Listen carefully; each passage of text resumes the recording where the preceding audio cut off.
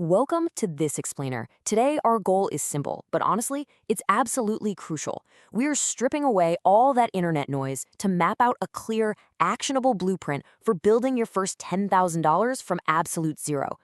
So I want to pose this question directly to you. How do you actually make your first $10,000 from zero? Now, you might be wondering, why 10 grand? Well, hitting this specific target isn't just about the money sitting in your bank account. It's about proving to yourself that making money is a replicable skill. It's like solving a giant puzzle for the very first time. But to do that, we have to immediately debunk the guru myths. Go ahead and completely cross crypto and day trading off your list. The source material makes it incredibly clear that these require massive upfront cash reserves and, honestly, crazy luck. They are completely unpredictable, meaning they should never, ever be your starting point for generating your primary income. Okay, let's dive into Section 1, the 10K milestone. Why is securing your initial 10 grand the ultimate catalyst? It all comes down to this core thesis from the source material. Making money is a skill, not luck. Really think about that for a second. The first 10,000 is literally the hardest to make because you're figuring out the mechanics. But once you crack that code, you've unlocked a formula.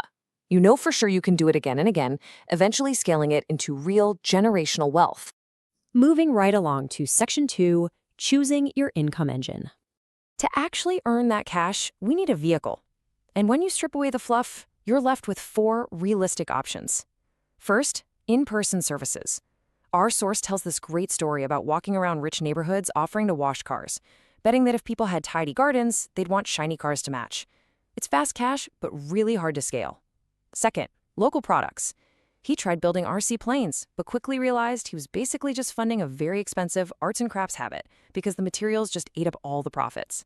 Third, global products, like dropshipping, give you massive reach, but they trap your cash in constant restocking. And finally, we have online services. Just look at the contrast here. With physical products, you're dealing with 20 to 30% margins, and your profit is completely trapped in a cycle of buying more inventory. But skip that reinvestment trap and go with online services, things like video editing or copywriting. You get massive 70 to 80% margins that go straight into your pocket, along with a global reach right from day one. It's a real game changer. That brings us to Section 3, the high-income skill pyramid. So how do we actually scale an online service to hit our target? Well, it comes down to this step-by-step pyramid. This framework takes a basic, low-paying freelance skill and transforms it into a highly paid profession. And be careful here, miss just one of these 4 elements and you'll stay stuck at the bottom working incredibly hard for very little payoff. Step 1 is positioning. You have to put yourself where businesses actually have money to spend. Instead of being an editor for small YouTubers, position yourself as an editor for a product entrepreneur. Step 2 is leverage. This means you stop charging for the hours you work and you start charging for the return on investment you deliver. When a business sees your work directly making the money, you become a valuable asset, not just an expense line. Now, step 3 is reach. The rule here is simple. Don't chase clients. Make them come to you. The source shares this amazing story of looking for a graphic designer to make movie posters. He ended up finding a guy on TikTok who was just posting these designs purely for fun. Actually, it wasn't even a side hustle for him. But because his work was public, his inbox got flooded with paying clients. So always document and share your work online. Which leads us perfectly into Section 4, automating for success. Now, most beginners completely fail at this 4th and final step. In fact, get a load of this shocking statistic. 95% of young freelancers fail before they even really get going. And you know the crazy part? It is not because they lack talent. It's because they promise to deliver and then completely blow past their deadlines. And that brings us to reliability. The highest paid individuals are simply the most organized and reliable ones in the room. Look, being highly skilled is one thing, but clients ultimately want someone they can absolutely count on. Reliability will get you paid again and again, far outperforming raw talent or charisma. So how do you guarantee that reliability? You definitely don't rely on your memory or messy notes. True professionals use automation, like a CRM system, to keep all client communications, files, and expected revenue in one central hub. When you automate your scheduling and track your projects systematically, you literally never drop the ball, making working with you entirely effortless for the client.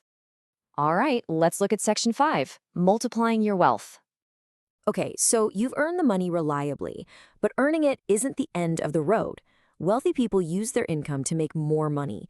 Let's guide you chronologically up the risk scale of investing.